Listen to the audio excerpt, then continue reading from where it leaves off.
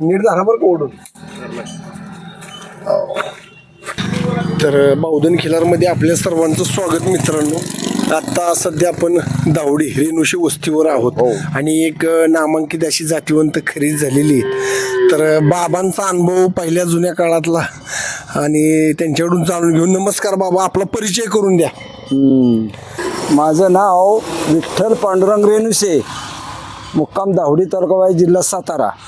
बरं, आता आपल्याकडं बैल बऱ्यापैकी पहिल्यापासून तुम्ही सांभाळल्यात, आता बरीच बैल झाली असतील. हो, तर पहिलं आपण होऊन गेलेली बैल जराशी आम्हाला सांगा. त्या काळात बैल तुमच्याकडे होऊन गेलेली नामांकित बैल होती ते. आणि आता सुद्धा आपल्या गोठ्यामध्ये एक आहे नामांकित बैल. बर, तोही बघा. आणि हा बैल घ्यायचं कसं नियोजन झालं, कधी बघितला, कसं काय? हे दोस्ती खात्यामध्ये सहज आपला विषय निघाला म्हणून घेतला. बर, आता तुमच्याकडं पहिली बैल एखादा दावणी होऊन गेलेला बैल की बाबा तो आपल्या कायमच दावणीवर राहिला असा बैल तुमच्या काळात किंवा तुमच्या वडिलांच्या काळात? भरपूर. होय, म्हणजे इथंच त्याला मूठ हो, माती दिली. इथंच दिलेली आहे. होय, कुठला बैल तो कुठून आणलेला काय? तो पुशेगाववरून घेतला होता. बर, ते जोडी जरा दोस्ताचाच होता, हा. पण ते काय जरा त्या आजारी पडला आणि संपला.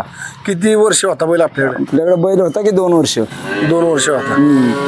बरं, आता भाताची शेती आपण करतो तर साधी मेहनत वावरातली किंवा भिमुख पेरणी असेल, गहू पेरणी असेल आणि भात पेरणी किंवा भात लागण ही ह्यात बरंच फरक आला.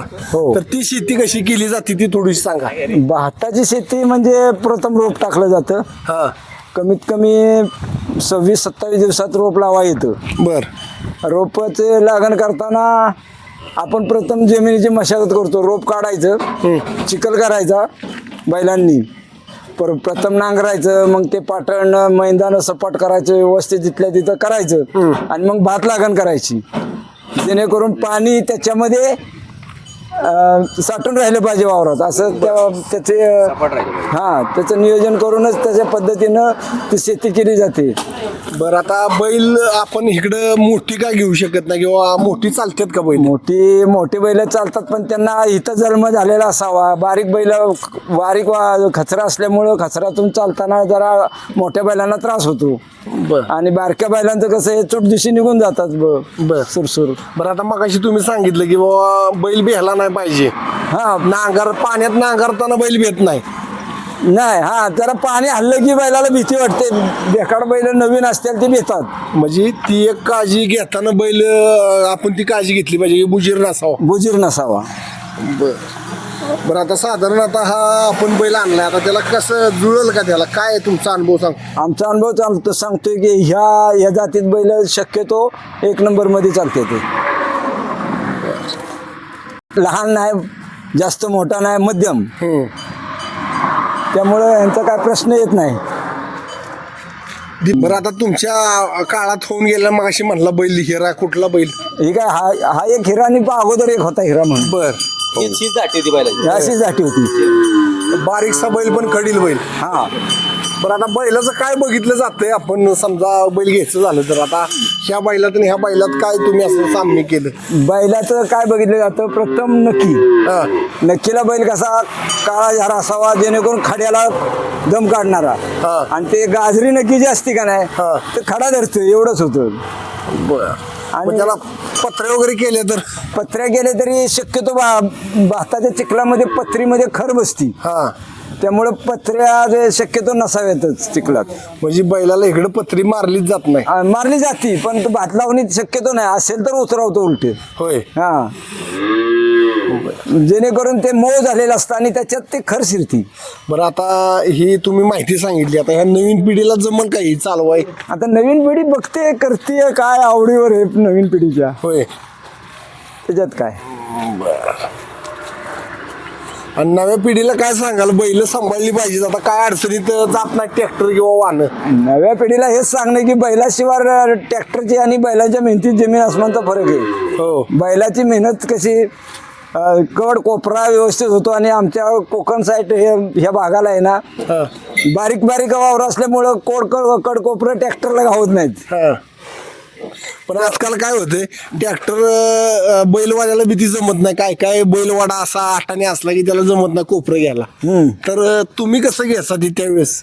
नाही ते घ्यायचं म्हणजे मग जर राहील तर मग कोदळा खोरच. मग ते कोपरं घेण्यासाठी बाबा अवजार बार असेल किंवा अवजार असेल नाही हातानेच घेणार कोपरं. गेलेला पण आंधरून गुजरून घ्यायला लागतो. उगाच करून नाही जमत ना त्याला. आंधरून गुजरून घ्यायचं एकदम व्यवस्थित. त्याला तर पोरं काय बोलतील? मित्रांनो बाबांना अशी बरीच माहिती आपल्याला खिलार क्षेत्रातली असेल किंवा शेतीतली अशी बरीच माहिती सांगितली. आणि येणाऱ्या 27 तारखेचं नियोजन कसं आहे किंवा काय केलंय बाबा बेंद्राची इकडं प्रथा कशी आहे बेंद्राची? जरा बेंदूर तुमच्याकडे कशा पद्धतीने निघतो, किती वाजता निघतो, काय असतं नियोजन? बेंद्राचं नियोजन म्हणजे आदल्या दिवशी बैलांना आदल्या दिवशी खांद मळणी असती. खांद मळायचे लोणी आहे त्याच्यावर हळद लावून खांद मळायचे बैलांचे. खांद मळल्याच्या नंतर संध्याकाळी त्यांना हळीव द्यायचं, रतीब द्यायचा, तेल. आणि दुसऱ्या दिवशी सकाळी उठून गरम पाण्याने आंघोळ घालायची. आंघोळ घातल्याच्या नंतर ते टॉवेलनं वगैरे पुसायचं व्यवस्थित. आणि नंतर मग आपण थोडा वेळ त्यांना खाऊन द्यायचं, रतीब बितीब द्यायचा आणि मग रंगवायला सुरुवात करायची. साधारण 3 वाजेपर्यंत हे चालतं. 3च्या पुढं मग बेंदूर निघतोच. आमचा 1 किलोमीटर जायला लागतं म्हटल्यावर आम्ही 3-3:30च्या दरम्यान घरातून निघतो. ते 6 वाजेपर्यंत बैल घरी येतात. मग घरी आल्याच्या नंतर त्यांची पूजन करणार. म्हणजे चांगल्या पद्धतीचा असा बेंदूर इकडे साजरा चांगल्या केला जातो. पद्धतीचा साध्या पद्धतीनं होतो. बरं, बाबांना चांगली माहिती सांगितली आपल्याला. आणि अशाच नवनवीन व्हिडिओ आपण दाखवतो मित्रांनो. आणि येणाऱ्या 27 तारखेला आपल्या पेजला लाईव्ह असणारे बावधनचा बेंदूर तर सर्वांना पाहायचा मित्रांनो. तर धन्यवाद, आभारी आहे माहिती दिल्याबद्दल. गोठ्याचं नियोजन कसं आता नवीन बैल इकडे बांधणार होय? हा. आणि हे आपलं गोठ्याचं नियोजन लका लका बारीक जागेत पण चांगलं नियोजन केल्या. हा बाकी राहणार असं म्हणजे किती गुरु आहेत? लका लका चांगलं दांडगं नियोजन. थोड्याशा जागेत पण लय गुरु राहतात. लका आमचा एवढा मोठा गोठा आहे पण बैल मार्की असल्यामुळं लय अवघड होते. एवढ्यात 2च बैल बसणार. हो तुमची लगा 4 बसल्यात, अजून इकडे 2, मग 6 गुरु बसतात. हा मोठी बैल ह्या 2च बसणार. हा चांगलं झालं आपलं, टेन्शन नाही, वाढ नाही, काय नाही. एक नंबर चप्पल घालून आलो.